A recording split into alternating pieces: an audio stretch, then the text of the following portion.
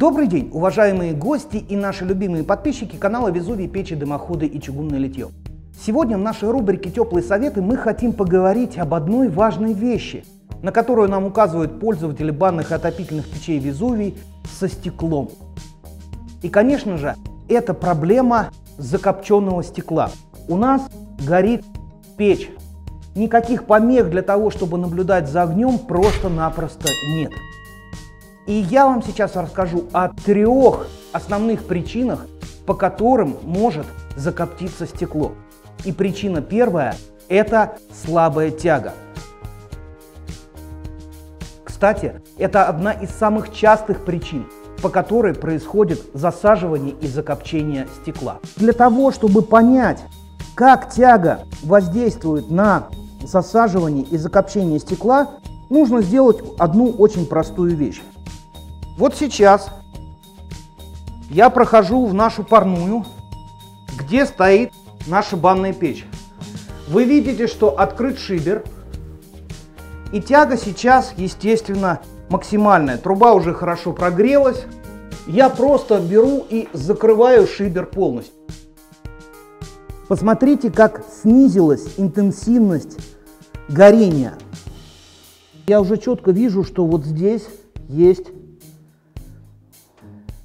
небольшой осадок сажи.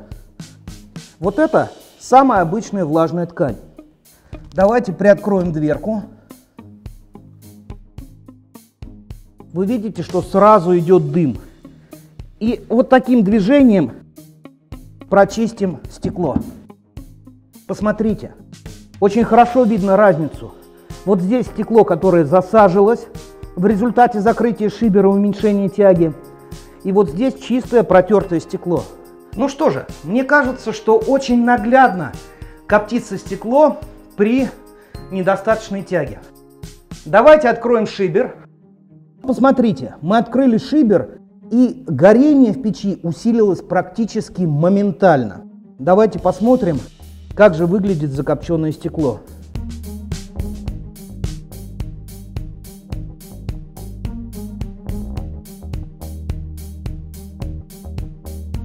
Пожалуйста, будьте внимательны. Такой способ очистки горячего стекла достаточно небезопасен. Поэтому лучше использовать какие-то перчатки, которые защитят вас от большого жара. Закрываем наше стекло. Вы видите, все замечательно просматривается. Нет никакого засаживания стекла.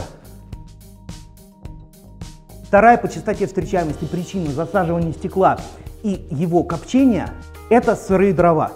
Я знаю, многие сейчас скажут, что «Ой, сырые дрова, это такая тема». На самом деле, если вы хотите поподробнее узнать об этом, то проходите по ссылке в правом верхнем углу. Мы уже показывали и рассказывали разницу между дровами атмосферной и комнатной или камерной сушки. Там вы узнаете об этом поподробнее.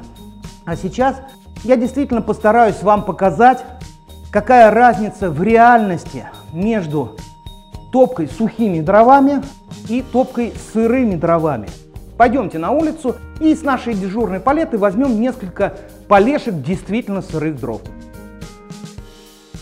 Это нормальные дрова атмосферной сушки, которые просто привезли к нам из деревоперерабатывающей конторы и положили вот так под полиэтилен. Вы прекрасно видите, что никакой значительной сажи на стекле нет. Ну и теперь нам осталось только подложить вот эти самые влажные полешки.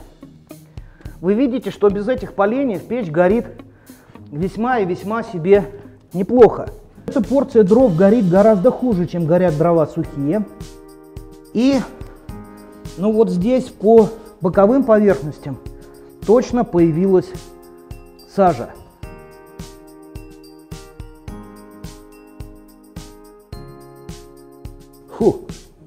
Фу, вы видите дым. Ну, вот это наша влажная ткань. Давайте смотреть. Ну, я думаю, что уже и без влажной ткани по руке видно, каким образом и насколько засажилось стекло. Посмотрите, хорошо видно засаженное стекло и стекло, которое мы потерли. Ну и теперь осталось поговорить о третьей причине, по которой очень часто засаживается стекло именно банных печей. Если вы для топки печи используете длинные дрова, которые выходят в топочный туннель, то частичное засаживание стекла будет обязательно. Дело в том, что в топочном тоннеле тяга гораздо меньше, чем в самой топке. За счет этого возникает ситуация, когда горение длинных дров приводит к большому дымообразованию здесь, в передней части печи, и это, естественно, становится причиной того, что стекло покрывается сажей. Для того, чтобы имитировать длинные дрова в топке, мы просто те дрова, которые лежат там, выдвинем сюда вперед, в топочный тоннель, и посмотрим, как себя будет вести дым, куда он будет идти, и, конечно же, посмотрим, как себя будет вести стекло. Фу, сырые дрова, все-таки есть сырые дрова. Посмотрите, что происходит, посмотрите, какое количество дыма здесь. Вы помните, что когда дрова лежали в дальней части топки над колосником, то они хорошо горели, никакого дымообразования вот здесь, в области тоннеля, не было. Естественно, не было никакого засаживания. Посмотрите, пожалуйста, нельзя сказать, что стекло засаживалось очень сильно, но тем не менее это засаживание есть. Вот, пожалуйста, вы видите характерный желтоватый цвет несгоревших элементов из дымовых газов. Количество сажи относительно небольшое, но тем не менее сажа есть. Отлично видно, как горят дрова. Отлично видно, что стекло у нас почти чистое, за исключением нескольких, вот в нескольких местах есть небольшой налет остался. Ну что же, уважаемые гости и наши постоянные зрители канала Везувий, печи, дымоходы и чугунное литье. Сегодня в рубрике «Теплый совет» вы узнали, по каким причинам происходит закопчение стекла во время работы банной или отопительной печи. Мы уверены, что теперь вы понимаете о необходимости хорошей тяги, о необходимости сжигания сухих дров и необходимости сжигания достаточно коротких дров, таких, чтобы они полностью влезали в топку и горели над колосником, а ни в коем случае не в топочном тоннеле.